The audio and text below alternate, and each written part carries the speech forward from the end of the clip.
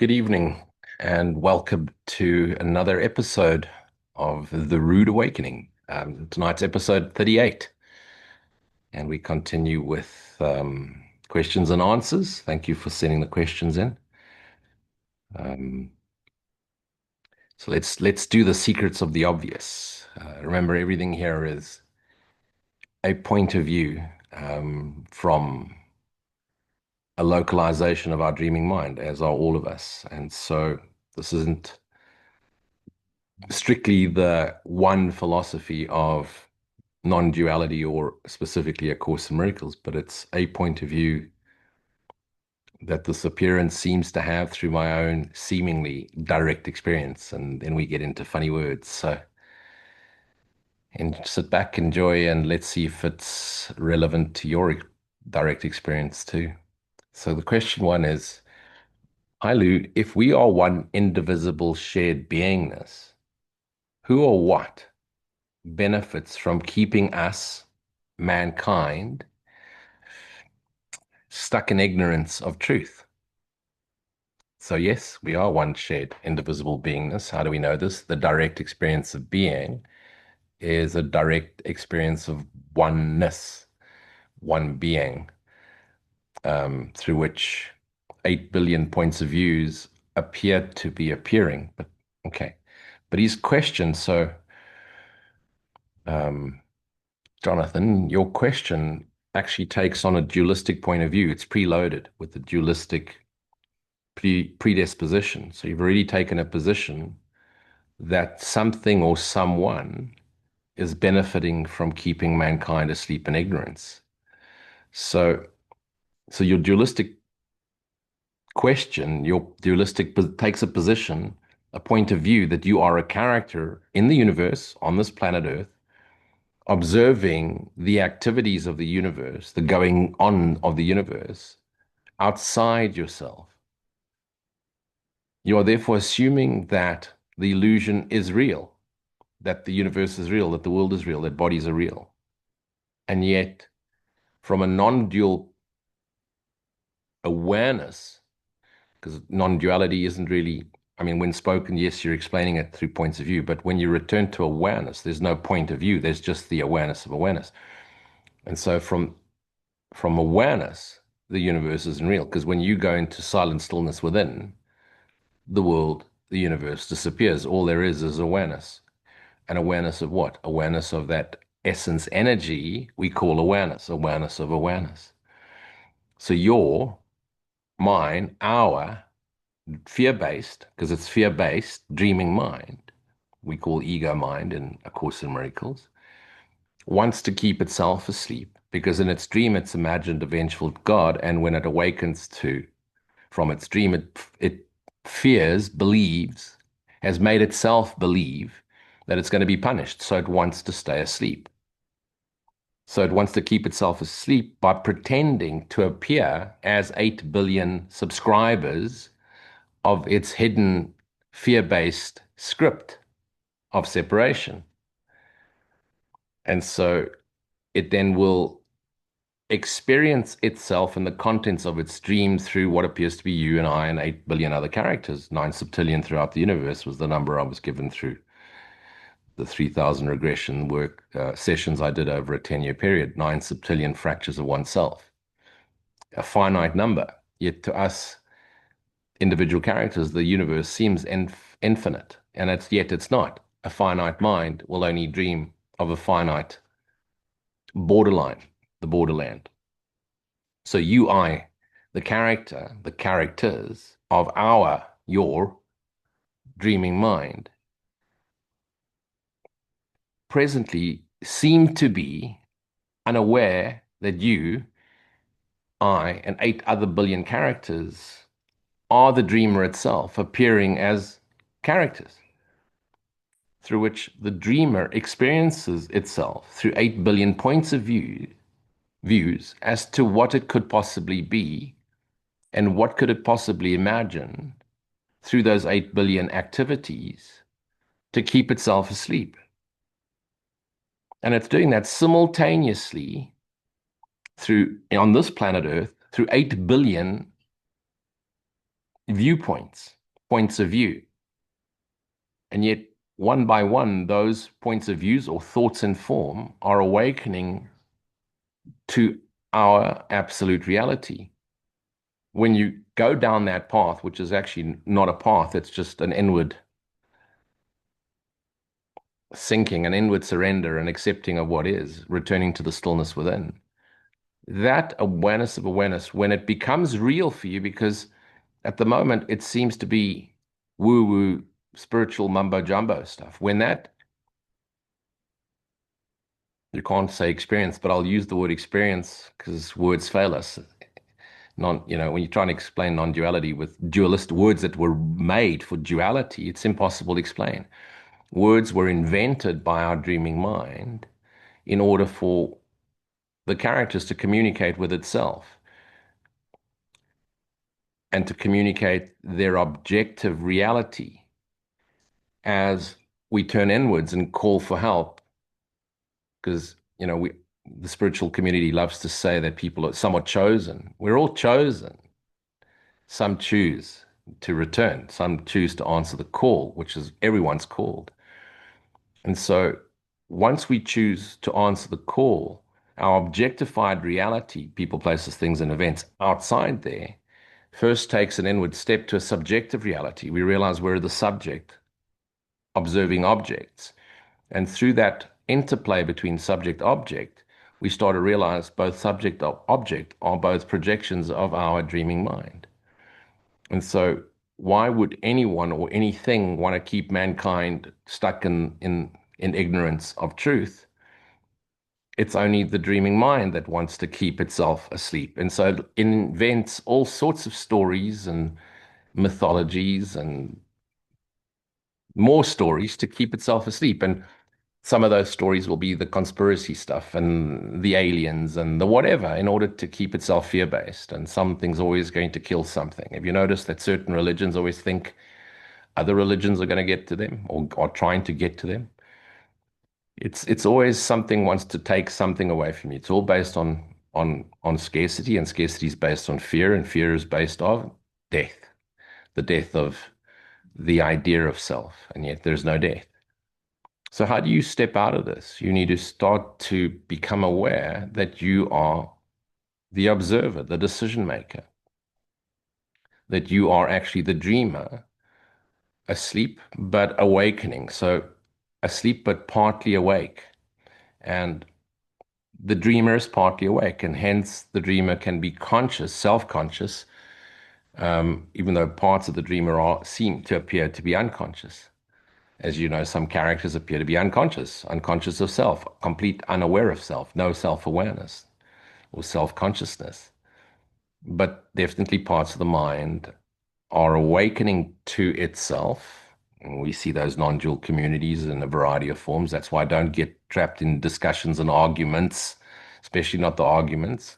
Listen to everybody's point of view, but realize each character's individual path is unique to themselves because it's a point of view and there's 8 billion points of views. Whilst it wouldn't need to if the dreamer um, wanted to stay asleep and thought one point of view would do, then it would have been just one character. There appears to be 8 billion on this planet. So how do we get into recognizing we are that dreamer and therefore have the power to decide on how to view our dream of separation and therefore remember the essence, our essential nature, which then when we remember our essential nature, we remember our self. And the minute we remember the self, we are the capital S self, the Christ self. We remember we are the extension of Source, God. And the minute we remember our essential nature, the fact that we are the extension of Source, we then naturally remember God. But that's way beyond what the Course teaches, yet it's exactly where the Course takes you to. But I'm going to talk about how we get to that decision-making place where we recognize a completely different way to see this. And it's that decision-making process that really brings us out of this dream. And whenever you're in a state of anxiety, suffering of any form, you're unhappy, or you need to make a decision and you don't know which way to decide. It's a way to dial in, align with our right mind, Christ mind, and then the flow happens, and it happens in the most natural and most peaceful way you can imagine. But I'll get to that after the next question. The next question um, comes from a gentleman in Los Angeles. So he says, "Hello, Luigi. I'm a 32-year-old single father, two daughters. I've been studying A Course in Miracles for 6 years on my own after attending a talk by Eckhart Tolle. A Course in Miracles makes a whole lot of sense to me, and I think I have been able to forgive my wife mostly. I still miss her, though. I guess I'm still in love with her. But now I understand that it was her unhealed childhood fear of poverty that made her leave for a better, more prosperous life. Regardless, I, however, still don't seem to get out of my habitual pattern of struggling with finances. I guess not having the wherewithal to provide my ex with the life she dreamt of is why she left me and my two daughters. She's now married to a wealthy Rams player. I'm assuming Rams is a football team or something, or a baseball team. I don't know. I don't follow American sports. My question is, if we are the decision maker, doesn't that mean that we have the free will to change our destiny? No, our destiny is heaven, and you can't change our destiny. You can speed up your awareness that you've never left. My life has been a series of catastrophes, and I again find myself broke, alone, and completely sad. I feel you, and my heart goes out to you, brother. And I really urge that you call out and find some friends, and not just family, but also find yourself in a community of male friends. Because when the male is depressed, the masculine's depressed, it needs masculine energy around it to lift it. The feminine energy will support you, but you need to be lifted. And feminine energy cannot lift masculine energy. Only masculine energy can do that, regardless of what you've been taught. Okay, it's psychology one-on-one. And unless you are in the masculine, you wouldn't know what I'm talking about. Okay, but dude, you find yourself alone and completely sad, but you're not alone and sad. You still got your two daughters. So don't see yourself alone just because you've lost your wife, or your wife's left you. Be aware you got your daughters with you, and they need you right now. So you've got to really step up. This is the time to step up and dig in and find the courage and ask for help. And not help of just people, as I've said, and brothers, but also ask help of your Holy Spirit, because that's the greatest help of them all. So I haven't finished your letter, but I needed to jump in there. Okay, then you said, I've tried all that law of attraction stuff, but all I attract is more bulls. It's obviously you're attracting stuff, which attracts the bulls. But you need to move into a place of being. Being is abundance. Don't try and move into abundance. Move into being. Being is abundance. That's the trick that most law of attraction stuff misses. They try and visualize, feel, the abundance. Just go into being, and being is always in a state of gratitude. And the minute you're into being and gratitude, the abundance comes naturally. You'll get given exactly what you need. Take it from someone who has experienced that many a time. Okay, so you continue. I am filled with anxiety, of course, because you don't see a way out. Because I don't know if I will find a job, which means I have no idea how I will feed my daughters and their many animals. Okay, I understand that neither I or my daughters are bodies or are real. Yet I really feel responsible for their well-being. And the last thing I want to hear is non-dual spiritual speak about this unreality. Okay, so of course you feel responsible. Not only are you in this temporal appearance their father, and therefore you have a role to play and a duty to play in ensuring that they're raised to the best of your ability, but it's also they there for you, because by having a purpose, you step up into your highest potential. So don't, I know that's psychology, and I'm not I haven't gotten onto the course yet, but don't take your eye off the ball. You've got two of them, and they are very important. Those two daughters of yours are your saving grace. Make sure that you step up for them and self, because stepping up for them will be stepping up for self. So you say, therefore, can you please expand on this decision-making process so that I can change my life and provide for my family? Okay, so stop there. You can't change your life. Script's written. What you can do is change the circumstantial appearance, subject, object, reality experience of your life. And you do that by recognizing what you are and what's really going on in this matrix of a, holographic universe. And then you say, please don't hold back. Please give me your 100% rude awakening version. You don't have to ask. I don't know how else not to. So, my brother and everyone listening, we have the power to decide on what we want. Of course, you have the power to decide what you want, but we do not have the power as characters in the dream to change our absolute reality. Even the maker of the dream maker, our dreaming mind is the dream maker, hasn't got the power to change absolute reality. It has the power to change whatever it dreams up of, but the reality is the script is already over. So the dream is over. So nothing's going to change. What's going to be is going to be. It's already scripted. It's like a movie that's now been cut to film, and you've put the film in the projector, or the DVD, or the whatever, and you're now putting it onto a screen or playing it through the television. The script's written. It's over. And although you seem to be watching the script, participating in the script, playing the script out, it's already over. And so if you recognize you're the character, if you're sitting on your couch watching the screen and you recognize you were the character that played that movie that you're now watching, but you don't remember, you have amnesia of acting, there's nothing you can do. You can't change the way you act. You can't change the role you play. However, you can change the way you see the movie and your attachment to the outcome of the movie. And by changing the outcome, or your expectation of the outcome of the movie doesn't have an effect on you. If you've now identified with the main character that happened to be played by you, except you can't remember, and that character plays out to be not a very nice person that does all sorts of awful things and then gets hung on a rope at the end of the movie, you're going to be very disappointed with the outcome of the movie and you're going to take it personally. When you recognize you played that character, it was just a role you played, it never really happened. And therefore, it was just a script you scripted out, you played out, you acted out. No more attachment. You'll get bored halfway through the movie, switch the damn thing off, and return to silent stillness where you are the awareness of awareness.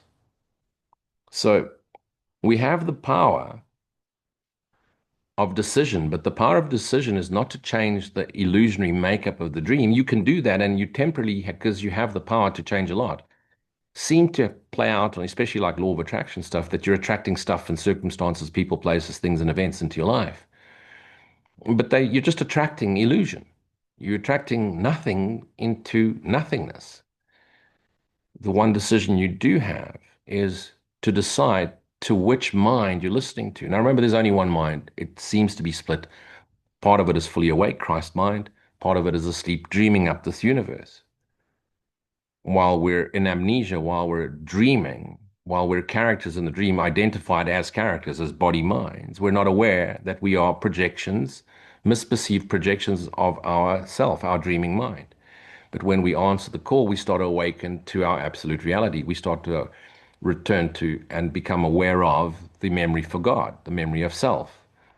And so you have the decision to decide to either listen to your dreaming mind, or you have the decision, the power to decide to listen to your Christ mind, Holy Spirit.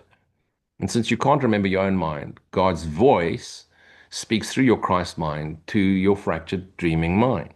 And the dreaming mind is completely unaware that the Christ mind speaks through it. Because if it was, it would just spontaneously awaken and there would be no dreaming mind. But since we are given the power to dream, we're also given the power to fully return to awakening. Now, that's just a way of explaining it. Are we really given the power to dream? It's just a way that I'm explaining the fact that we're asleep. So, if you listen to the to the constant rambling broadcasts of the dreaming mind, you're listening to the ego self. Yeah, that's what religion calls the Satan. If you listen to the voice for God, you're listening first and foremost, you're abiding in the silence, stillness within. You're raising your vibration through gratitude. And in the stillness, the silent voice for God echoes the eternity of reality, echoes, because there's no real voice in the dream. There's just an echo of an ancient memory, which is always here now, an ancient memory, which is the only reality. And so when we return and dial into our right mind itself and listen to the voice for God, there's a completely new way of experiencing the script that is written. And even if it's a nightmare, a horror story, or a Mills and Boon's love story, it matters not because it's simply you're observing a movie, no longer invested in the character or the outcome, observing, smiling, being entertained while remembering the awareness of the awareness you are. I'm not here to tell you which voice to listen to. You will make up you will seem to make up your own mind anyway. What I can share with you is the true miracle of deciding with the right mind, because that's the miracle is dialing in. Dial in, align with right mind, your right mind, my right mind, our collective right mind, as opposed to our collective dreaming mind. That's the true miracle is when you dial into the reality of being, true reality, absolute reality. Now, while we appear to be characters, while we are the mind that dreams of characters, there's an ancient core within us that says this isn't right, and that's where the fear comes from. But there's also an ancient memory in us that says there's another way. But we don't want to look the other way because we've already preloaded what the other way could be with the idea of being punished, being destroyed. And so the only way to return to this is through the decision-making process. And lo and behold, A Course in Miracles, chapter 30.2, for those of you that have a book nearby and you want to follow, Course in Miracles, chapter 30.2, Rules for Decision. And in some books it's 30.1 because 30.1 is the introduction. So anyway, Rules for Decision. So I'm quickly just going to summarize it for those of you that have the attention span of a squirrel and only watch for about 10 minutes and then you switch off. Memorize this, write it down, and practice this first thing you wake up in the morning. So when you wake up in the morning, the first thought, you write it on your wall. The first thing you look at, tattoo it on your hand, is to wake up and say, because ego wants to speak first, so you go silence, and you say to yourself out loud, if you can, today I will make no decisions by myself. If I make no decisions by myself, this is the day that will be given me. So the minute you've said, today I'll make no decisions by myself, just return to the inner peace and bring it into your conscious awareness, conscious dream, awareness, essence, energy you are, and say, the peace of God that transcends understanding. This is what I want. This is all I want. This is seeking the kingdom above all else. And then you say, and if I make no decisions by myself, this is the day that will be given me, the peace of God that will be given me. And then our mind is going to ask questions. It's going to question what if and how about and when and what about that. And then you go, hang a second, I have no questions. I choose to forget what to decide. I've forgotten what to decide. And then comes the important thing. And at least I could decide I do not like what I feel now. The anxiety that starts to rise when the questions rise into your mind, the what ifs, especially if you're facing something difficult. And then here comes a profound, profound line. So I hope I have been wrong, and I will expand on that a lot. But I hope I have been wrong means if you're not feeling happy, then no, you've chosen wrong. You've chosen the wrong mind. You've chosen to listen to the wrong mind. You've chosen idols, people, places, things, and events. And fear has crept in. And so you hope you were wrong about what you wanted, or what you thought was good, or what you thought you should do, or what you thought you should ask, and preload. Like you often hear the preloaded questions. So you hope you have been wrong. about what you are, about what the circumstance means and what's supposed to happen. And here comes the important now. This everybody knows this line. I want another way to look at this. And then we say, I want another way to look at it. Holy Spirit showed me how. And that's what most people do. They bypass the first part of the step and then wonder why you find yourself doing that day after day after day. Because if you do this properly once, okay, it may take you 21 days in a row, according to certain gurus. But if you do this properly, and you do it properly at least at the beginning of each day, your life will change profoundly. And when you return to the silent stillness of being, when you empty the idea, the vessel, the cluster of thoughts, ideas, concepts of what you are and what you should do and how you should make money or how you should tackle whatever challenges you're having, the minute you empty that chalice that you filled, that beautiful golden heart-shaped chalice that is now filled with trinkets and ideas and concepts, and you empty it to be filled with the light of the Holy Spirit, the light of inspiration. And it's only that way that you step out. You step out, you step towards what is meant to be, and another completely different way to live out a present moment, the holy instant, forever in your conscious awareness until God takes the final step. And so I want another way to look at this. And then again, you reinforce that by saying, perhaps there is another way to look at this. And what can I lose by asking? And only then do we step in, show me another way. So let me take you through the rules for decision. And this is probably something you need to listen to a few times because I did. And I remember the first time I came across it in A Course in Miracles, I rushed through it. And the second time I rushed through it, and I felt myself being uncomfortable when I was facing this section. I can't exactly explain why until I got to about the fifth or sixth time, and then I recognized why I was feeling uncomfortable. And right now, as I've come across this part of the book again, this is exactly where I am a little further. I'm now at 31, chapter 31. But as I went through this a couple of weeks ago, I noticed the questions that were being sent to me were all answered by the section, which again shows the synchronicity of dreaming, the synchronicity of the awareness of dreaming. When you become aware you're dreaming, you are the dreamer, you are the decision maker, and you have chosen to answer the voice for God and chosen to be a voice for the voice for God.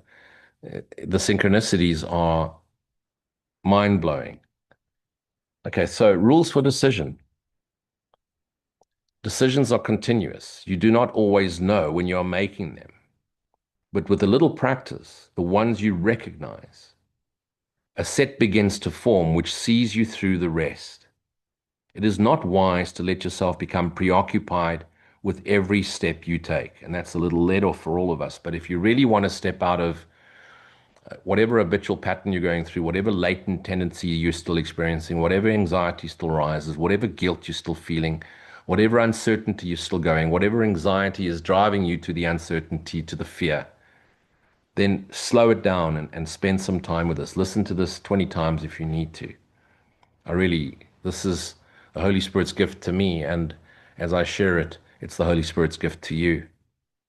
So it is not wise to let yourself become preoccupied, but if you really want to transcend, pay attention. The proper set, adopted consciously each time you wake, will put you well ahead of your memory for illusions, your idea of what you are, where you should be, and what you're supposed to be, all your egoic contents and labeling. You'll drop that. And if you find resistance, as I did, strong, and the decision weak to continue with this exercise, you are not ready. And sometimes you need to read the course and do the exercises a few more times until you're truly ready to let go of your idea that you can decide your destiny. And when you realize, when you finally recognize the script is written, then you're ready. Okay. So do not fight yourself. So you start your morning by think about the kind of day you want. And then tell yourself there is a way in which this very day can happen just like that. Then try again to have the day you want. The outlook starts with this. Today I will make no decisions by myself. Now, bear this in mind. If you decide you want a day of joyous peace, you've already made up your mind. And of course, we all want a day of joyous peace, a peaceful joy, but you've already made up your mind. What if you meant to have a day of struggle so that through the struggles you see beyond it and start to recognize a deeper sense of being? So be careful that you don't try and escape to joyous peace and imagine what joyous peace should be like, or a joyous happy day should be like, or a romantic day, or a happy day, or people, places, things, and events and activities. This isn't law of attraction stuff. This is the memory for God. This is law of reciprocity. What's given to one is given to all. This is the recognition, one indivisible self. And so today I'll make no decisions by myself. Point one. This means that you are choosing not to judge, not to be the judge of what to do, what to think, what to ask. But it must also mean that you will not judge the situation where you will be called upon to make a response. So you find yourself in a terrible situation and now you want it all to go away. So don't judge it. Return to being, return to presence, present moment awareness. Empty the cup of the ideas, of the rambling thoughts, of the thoughts that make you feel anxious, of the thoughts that what if and what if it turns that way? Okay, because it's always fear based and it always inevitably leads to your death in some way or another. Because if you judge those thoughts, you have set the rules for how you should react to them. So you've already had a preconceived idea of how it's going to turn out, or how it should turn out, or how it should turn out, now it hasn't. So you've already decided it won't work out for you. And then you react it. Now you're going to react it angrily, enraged or anxious. And then another answer cannot be produced, and then another answer cannot but produce confusion and uncertainty and fear. Why? Because you've already made up your mind as to what the answer should be, how the day should work out. And so empty the cup, no decisions by myself. And this is your major problem now. You still, unbeknownst to you, make up your mind 10 to the power 8 times per second before you even consciously aware of it. So the thought happens so fast, you're not even aware it's there. The broadcast thought, because you're not actually having any single thought. Our broadcast mind is projected you as a thought and form, a radio receiver through which it broadcasts the rest of its script of fear, sin, guilt, punishment, abandonment, rejection, fear of God, death. That's it. Same old story told 8 billion different ways. So this is your major problem now, unaware that you are being spoken through, thought through. So you still make up your mind. You still think you make up your mind and then decide what to ask before you, or what you should do. And so that's the preloaded question, you know, like the first question, which stated, what or who is keeping us asleep? What or who benefits from mankind being asleep? Is it some reptilian race? Let's go into that woo-woo stuff. If they look like reptiles or crocodiles or whatever they look like, elongated heads and 6'7" tall, or whatever the hell, it doesn't matter. It's all sentient projections of one dreaming mind. Let's return to the essence of being. Okay. And then what you hear may not resolve the problem as you saw it first. So, how did you see the problem? You saw it as an obstacle. You saw it as a problem. The fact that you saw the problem means that is the problem itself. There's a problem. Okay, now we like to say it's a challenge. Problem, challenge. It's all the same shit. It's not real. But you've made it real by seeing it as a problem. And this leads to fear because it contradicts what you perceive. And so you feel attacked because, oh gosh, then you start, and as you know, it spirals. You think of this, and then it's a character in your dreaming mind says that, then you react to this, and then before you know it, you're down a spiral and you're fighting with characters in your mind. Okay. And then because you've been attacked by your own thought system or the thought system that you plugged into, wrong-mindedness, you therefore end up feeling sad, depressed, or angry. There are rules by which this will not happen, but it does occur at first while you are learning to hear what? The voice for God, the silent stillness within, the memory for self. Throughout the day and at any time you think of it and have a quiet moment for reflection, tell yourself the kind of day you want and the feelings you would like to have, the things you want to happen to you, and the things you would experience, and then say. So now you've now imagined, but hang on a second, did you say not go, don't go into fantasy? But here's the explanation. It's imagine this most joyful, peaceful day, and then go. If I make no decisions by myself, This is the day that will be given me. Now, I want you to go into the feeling itself. How do you want to feel? Now, what happens with us human monkeys is we know how we want to feel, but then we imagine a day around it that's going to make us feel like that. Now, forget about what the day is going to look like. So, I want you to forget about how it's supposed to play out and let your imagination run wild with how it's going to play out. Anything you want, any material thing you want, any idol you desire, person, place, event, activity, you want those things because it's how you think those things will make you feel. Let's bypass the wanting. Let's go into how we want to feel. Let's not get into specific. Let's get into the abstract. The abstract is, how do I feel? I feel at peace. I feel present in God's presence. I'm aware of the awareness I am. I'm aware of the essence energy I am, which is the extension of God's unconditional love. Go there and hold on to it. And immediately, if you want to peg it into your dynamic vibrational body mind appearance, gratitude. The minute you peg it with gratitude, extends through you, and your entire cellular body, the appearance of your cellular body, resonates in gratitude, the highest level of vibration while we appear in form, gratitude. It's even higher than the appearance of illusionary love. It's not higher than love because love is all there is. But in this world of illusion, what passes for love is affection and all sorts of other stuff. Okay, so return to that. And then if I make no decisions by myself, this present moment awareness, this knowing of my beingness, this peaceful joy, which is the only way I can explain it, is what I will know. I will rest in God, rest as awareness. Okay.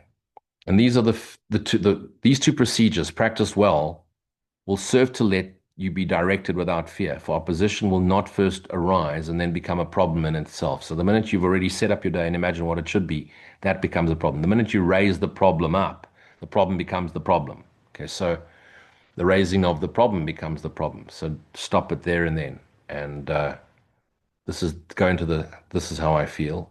And if I do not think or imagine or ask any questions of what it should be, this is how I'll feel. But we're human monkeys. And Holy Spirit knows this, Christ mind knows this, so it tells us. But there will still be times when you have judged already. You woke up angry, you woke up screaming at someone.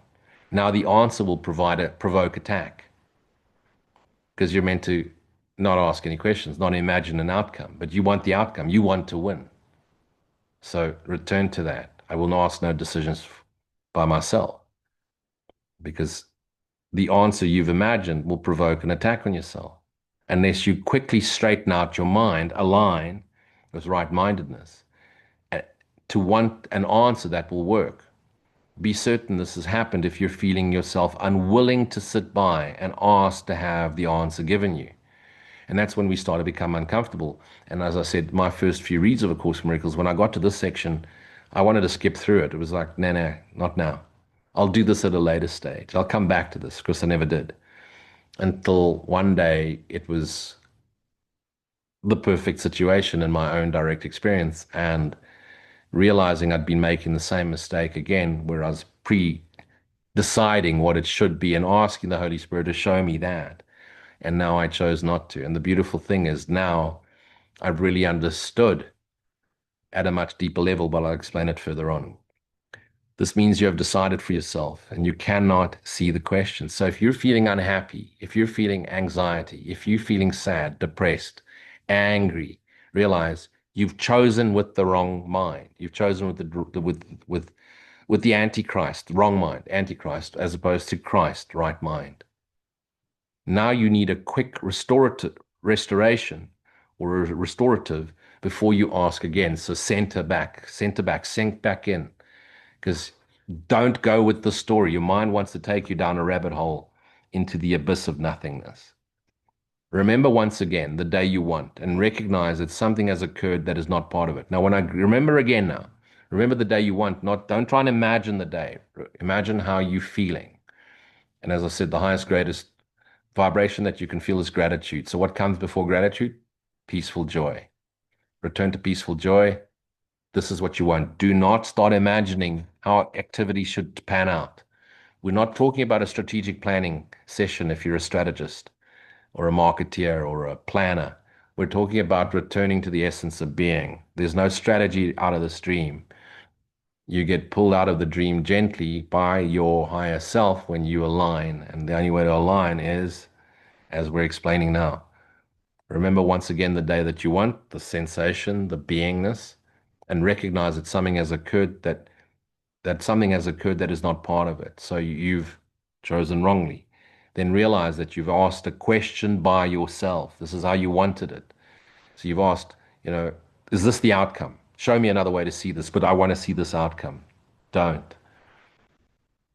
And must have said an answer in your own terms. So then you say to yourself, I have no questions. I forgot what to decide. So you empty the mind, you empty the cup again of the expectations of how things are supposed to be. Okay. This cancels out the terms that you have set, your ego has set, and lets the answer show you what the question must have really been. Try to observe this rule without delay, despite your opposition, your anxiety to move through it, to get out of it. You don't want to think about it. And so you're going to dive into a 10, 12, 18-hour day, having chosen from the first moment incorrectly. How do you think the next few steps are going to turn out? How do you think your day is going to end up? Rather, wake up half an hour early. You don't need that much sleep, regardless of what the health experts tell you. And go and practice this so it becomes your new routine, your new dedication, your tithing to God, your time with God. Try to observe this rule without delay, despite your opposition. For if you've already gotten angry, then that's the rest of the day is going to play out that way. And even though things may appear perfectly well, you are still going to attract angrily to them. Or a memory comes up and you're going to get angry. Before you know it, you're lashing out at the people near you. And you fear being answered in a different way from what your version of the question asks will gain momentum until you believe the day you want is one in which you will get your answer to your question. And you will not get it, for it will be destroyed, and it will destroy the day by robbing you of what you really want. Why? Because you've asked for people, places, things. You've asked for illusions to fulfill you, as opposed to the peace of God which transcends understanding, because that's all you can truly ask for. This can be very hard to realize when once you have decided by yourself the rules that promise you a happy day are, forget it, it's going to bring you into a nightmare, into the nightmare you've made up, that you've dreamt up, that you've conveniently forgotten, so you can blame everything outside yourself for keeping you in a dream state. Yet this decision can still be undone by simple methods that you can accept because they're so damn simple, it's frightening. Okay. Now bear this in mind. Most of the people know the rest of the part of this process. But if you've already started with a question, then the second part of the process is pointless because you've already determined what it should be. So you're not going to ask for a specific day. You're going to feel the sensations of joyous peace. You're going to offer gratitude. And then the next section comes. If you are so unwilling to receive that you can't even let your question go, you can begin to change your mind with at least this. At least I can decide I do not like what I feel now. At least I can decide I don't like what I'm looking at, or what I'm thinking about, or what I'm appearing to experience. So at least start there. But step one, you've gone into the awareness of being, the awareness that the essence of what you are is an essence energy of peaceful joy, gratitude for that. And now, at least I can decide, I don't know, I don't like, I do not like what I feel right now. I don't like this anxiety. I've woken up anxious. I've got a challenging day ahead of me. I've got to meet the boss. I've got a broad presentation, or I've got to hit the traffic and I hate traffic, or I have a tough job that I hate, or whatever. At least I can decide I do not like how I feel now. This much is obvious and paves the way for the next easy step. Having decided that you do not like the way you feel, what could be easier than to continue with, and so I hope I have been wrong, not imagine something else. So if I don't like the way I feel, it's because I was wrong. I've listened to the wrong mind. I've listened to my dreaming, egoic, antichrist mind, as opposed to my right-minded, unconditionally loving Christ mind. And so I hope I've been wrong, Because if I'm unhappy, there's another way to see this, but I can only see another way if I am strong enough in my resolve to seek only the kingdom of heaven by admitting to myself, I must be wrong if I'm feeling unhappy. If I'm feeling angry, triggered by anything or anyone or any situation or circumstance, I've been triggered. And so I hope I was wrong. In actual fact, deeper than I know I am. That's why I feel bad. This works against the sense of opposition or from yourself, the resistance against, oh, I must be right. And reminds you that God's help, God's helper, Holy Spirit, is not being thrust upon you, but something that you do want and that you do need because you do not like the way you feel. And you've been feeling this anxiety, this stress, this resentment, this resistance for how long? Your whole life in some form or another. And isn't it time to let go of unhappy feelings for once and for all? This tiny opening, this tiny process, this tiny little step will be enough to let you go ahead with just a few more steps you need to let yourself be helped. Now you've reached the turning point because it has occurred to you that you will gain if what you have decided is not so.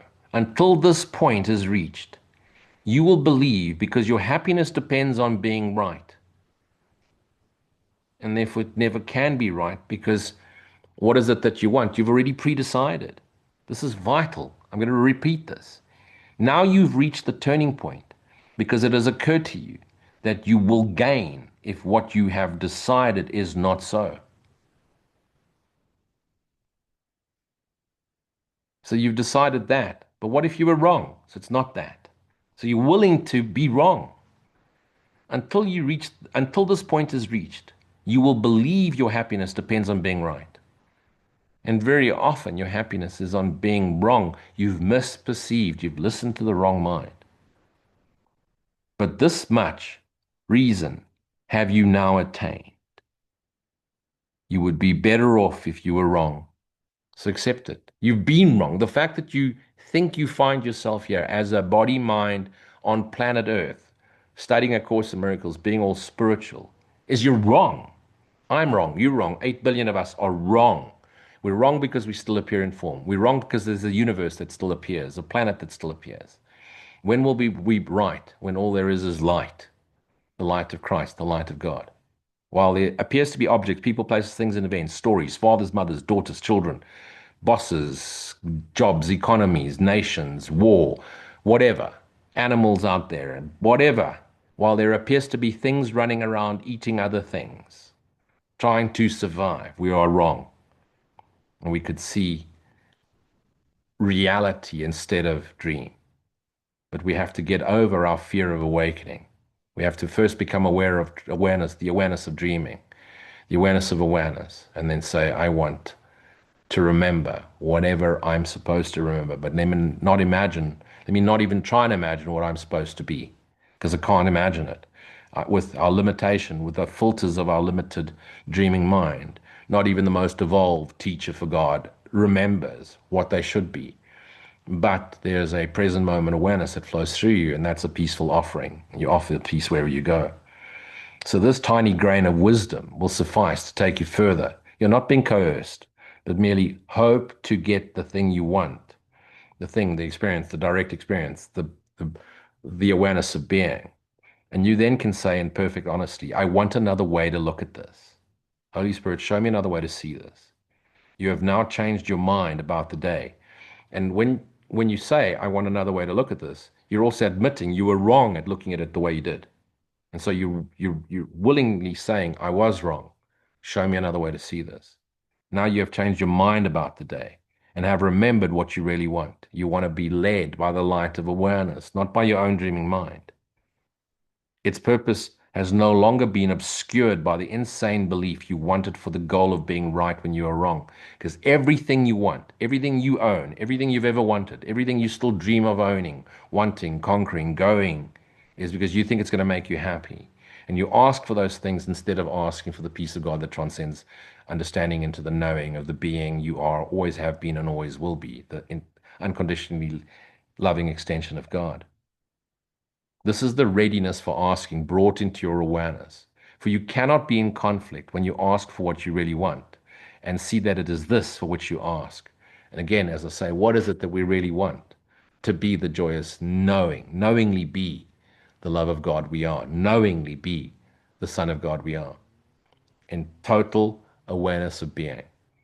The final step is but an acknowledgement of lack of opposition to be helped. So you're no longer bringing your ideas of what it should be, which are your obstacles to peace, your ideas, because it's all imagination. The entire universe is because of your imagination. So for God's sake, do not imagine what it should be, how it could be, or the way it should turn out. This is a statement of an open mind. And what is an open mind? It needs to be closed to have an echo chamber to have thoughts. Once it's open, there's no more thought. There's just the light of awareness. It is a statement of an open mind. Not certain yet, but willing 100% to be shown, and to be shown very often that you thought wrong, that you were wrong as opposed to what it's supposed to be. Perhaps there is another way to look at this. What can I ask? What can I lose by asking? Show me another way to see this. I admit I was wrong.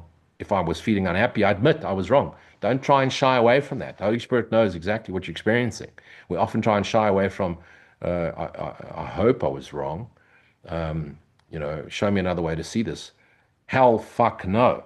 Rude Awakening, PG 33. If I'm feeling unhappy, sad, anxious, I was wrong. I really want to see another way. I really want to see another way. Even if another way is showing me I was wrong, I want to see another way. What can I lose by asking? Now you can ask a question that makes sense, and the answer will make sense as well. Nor will you fight against it, for you see that it is you who will be helped by it, and helped by the admission I was wrong, and there is another way to see this. It must be clear that it is easier to have a happier day if you prevent the unhappiness from entering at all. So don't let those feelings of unhappiness and start spiraling into thoughts of what it shouldn't be. Don't go there. You start your day by, today I won't imagine anything for myself. Today I won't ask any questions. But this takes practice in the rules that will protect you from the ravages of fear. When this has been achieved, the sorry dreams of judgment has forever been undone. But meanwhile, you have need for practicing the rules for its undoing. Let us then consider once again the very first of the decisions which are offered here. We said, so this is a recap, we said that you can begin a happy day with the determination not to make decisions by yourself. Today I'll make no decisions by myself. This seems to be a very real decision in itself. And yet, you cannot make decisions by yourself. You do not make decisions by yourself. You've never made a decision by yourself. Never. And I'm not insulting you. So, ladies, if you're a woman and you've been whatever mansplained before, this isn't one of those sessions. Okay, this is me telling you, man, woman, child, dog, cat, elephant, raccoon, and orang turang. You've never made a decision by yourself. You're decided through. What you can decide is who to align with. Antichrist or Christ? Wrong mind, ego, Christ mind, holy self. The only question really is with what you choose to make your decisions. That is really all there is. This is the first rule then. The first rule then is not coercion, but a simple statement of a simple fact. You will not make decisions by yourself. Whatever you decide or think you've decided, for they are all made with idols or with God. And you ask help of the Antichrist or the Christ, right mind or wrong mind. And what you choose will join with you, for it is you, and tell you what to do. And then you think you've decided, or that God has decided for you, or Holy Spirit's decided for you, or the ego has decided for you. It's all you, Holy Son of God. You are that which dreams, and yet you are that which is still connected and awake and aware of God, aware of the awareness. Okay? The fact that if I say to you, who's listening to me, you'll say I am. And if I then ask you, is that you? is that I am you've called yourself aware of being aware. Of course you are. Because if you weren't aware of being aware, you wouldn't be listening to me. You wouldn't be aware of my voice, aware of what I'm teaching. So only are you, I, and all 8 billion of us, the I am, at the core essence of what we are, we're also, I am aware that I am awareness. I am aware that I am aware. I'm the awareness of awareness. I am that I am. Same statement explained over 2,000 years in slightly different variations.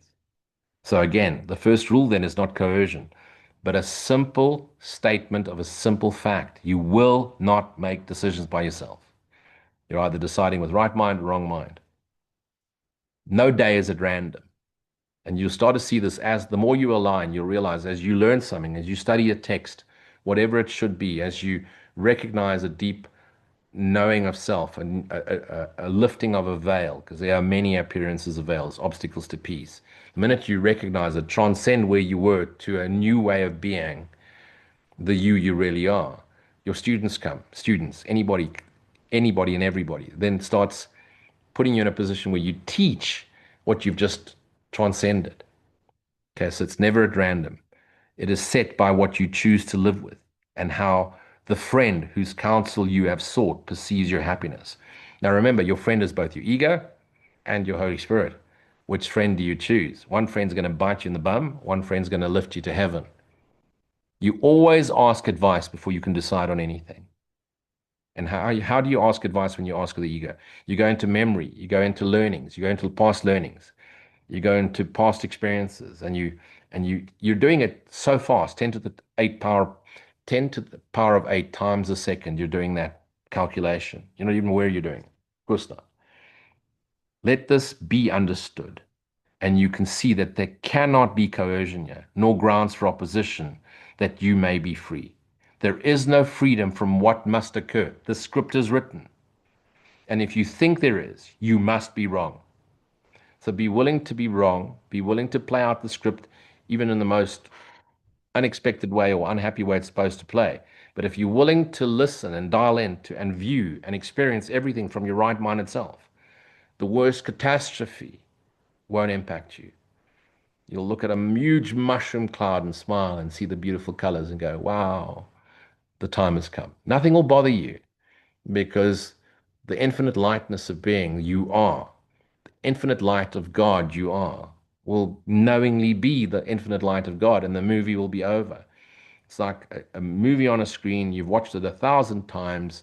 You know the outcome. It no longer bothers you. You're no longer triggered by it. So you're watching it. Why would you bother? You switch the TV off, switch the movie off, switch the screen off, and realize the light of awareness. Realize I just watched something that never really happened. Okay. The second rule as well is but a fact. If I make no decisions by myself, this is the day that'll be given me. For you and your advisor, you and the voice you listen to, must agree on what you want before it can occur. And the ego is always going to agree to be right, to make other people wrong, to attack, to judge, to get into anxiety, to feed that energy that has kept you alive as an ego for so long. Okay. It is but this agreement that permits all things to happen in this world of dreams. Nothing can be caused without some form of union, be it with a dream of judgment or the voice for God. But what does the voice for God give you?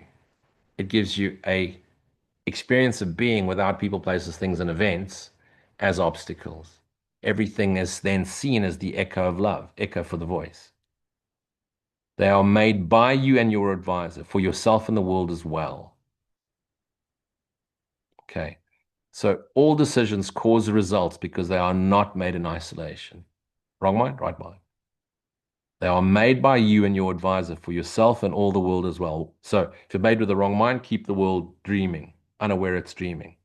If you're made with the right mind, you become a light that becomes an example for other people to ignite their own light within. You're not going to pull them, drag them, coerce them into it, or save them from themselves. You're going to become a symbol for the Christ we all are. And that ignites the Christ within all of us. Remember, we're mirrors of each other. The day you want, you offer to the world, for it will be what you've asked for and will reinforce the rule of your advisor in the world. So choose ego, you give the world hell. Choose Right-mindedness, you show the world the light of heaven. Okay. Whose kingdom is the world for you today? What kind of day will you decide to have? And so try not to choose, but be shown. It needs but two who would have the happiness this day promised it to all the world. It needs but two to understand they cannot decide alone to guarantee the joy they asked for will be wholly shared. For they have understood the basic law that makes decision powerful and gives it all the effect that it will ever have. It needs but two. Now, before you start romanticizing the but two, where two are gathered in my name, there I shall be also, taught Jesus to us, where two are gathered in the I am, there the I am is also, is what he was trying to teach. Of course, religion buggered that one up properly, okay? And made it into Jesus, wherever Jesus is. No, it's wherever Christ mind is, right mindedness is. And where is two? Is it you and another? You're now going to romantically gaze into each other's eyes and play romantic music and sing kumbaya? No. The two is you and your ego, or the ego, because you don't have an ego, you just believe you do. You've just been taught you do. Or you and your Holy Spirit, because you are holy and totally and completely Spirit. It needs but two. So you're aligning with wrong mind, or are you aligning with your Christ mind? These two are joined before there can be a decision. Wrong-mindedness, how it should be, attack, defend, or right-minded. Be, no resistance. Abide. Be aware of the peaceful joy, essence, energy you are. Offer gratitude. Gratitude begets gratitude. Let this be the one reminder that you keep in mind. And you will have the day you want, a day of remembering self, remembering God, and give it to the world by having yourself. Because what the world doesn't need is another soapbox preacher, even though I sound like one. Okay. The last thing you need is another blah, blah, blah, asking for money and handouts and hell and damnation. And this is the only way. There are many different ways. This one is one that has radically transformed my life. Okay. Your judgment has been lifted from the world by your decision for a happy day. And you, as you have received, so must you give. And what are you giving? In this world of dreams, you're giving unconditional love in what appears to be guidance, advice, no vices, from direct experience, a kind word, an inspirational word, a motivational word, being present with someone, saying nothing, just being present in their anguish and their suffering and their anxiety, being present with your brother, being present with a colleague at work, a spouse, someone dying in a bed, or someone sick in a hospital, whatever. It's being present and not deciding you know better. This is how it should be. God, why have you allowed this to happen? No, the whole dream you chose, and you admit to yourself, I am that which dreams. But that which dreams is unaware of itself. And so I wanted to return to that which is aware of self. Be thyself knowingly. The instruction our brother Jesus gave us 2,000 years ago. Why did he give us that instruction? Because Jesus was dialed in into his, our collective, right-minded Christ mind. Hence, he is, in my opinion, the first Christ walking, talking on this earth that we're made aware of through narrative traditions. So Jesus dialed into our true awake Christ mind and became an example for the rest of us on how to be, not to judge the day, not to judge the outcome, not to expect the day, not to expect an outcome, not even to expect a peaceful day, but to go into the vibration of how I want to feel. I want to feel the joyous lightness of being, peaceful joy, joyous lightness of being, same thing. And that's a day I can have where I'm in that state of being. But I'm not going to ask, this is what I want. This is how I feel. And if I don't ask and I don't expect and I don't predispose or, demand or ask for or pray for, because when I pray for something, I'm in a place I don't have. And so what am I vibrating? I'm vibrating what I don't I have, asking for what I want. No, let's move into what I want. Let's move into that vibration. No matter how anxious you are, take a deep breath, return to that being. Present moment now. Present moment awareness of being. Deep breath. Abide. Rest in God. Rest as awareness. It means rest without thinking. You rest without thought. You rest without expectation. You return. This is that day I could have. And I recognize that if I was feeling anxious, angry, anxiety, vengeful, whatever, I was wrong. I'm wrong. If it doesn't feel good, I'm wrong. I hope I was wrong. Holy Spirit, now you show me another way. So let's just recap on the little sequence again, so you don't have to rewind and watch from the beginning. Today I'll make no decisions by myself. If I make no decisions by myself, if I don't ask for anything, if I don't expect anything, this day that I've just experienced in that present moment of peaceful joy, that's the day that'll be given me. This is the result of no matter what appears to happen. I have no questions. I have no ideas. I've got no imagination, no ideas, no fantasies. I forgot what I want to ask. I forgot what I want to decide. At least I can decide I don't like the way I was feeling. Okay. At least I can decide I don't like this anxiety I'm experiencing right now, these attack thoughts that I woke up with. So I hope I've been wrong. In actual fact, I know I was wrong because if I'm feeling unhappy, I was wrong. I want another way to look at this. I want another way to recognize what's really happening. I want to know the truth. I want to experience the peace of God that transcends understanding into the knowing of the being I am and share with God. And so perhaps there is another way to look at this. What can I lose by asking? And now I say, and it's not in the course, but now I say, Holy Spirit, show me another way.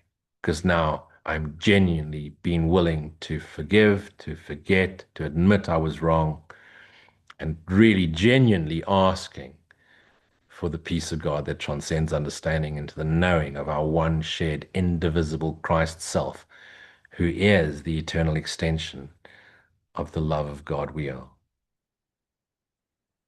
Pause, stop, repeat, listen again. Thanks for the patience. Find it in the course. Read it as often as you can. Make a poster of it. Put it in the first spot you wake up and you look at in the morning. Put it on the ceiling of your bed.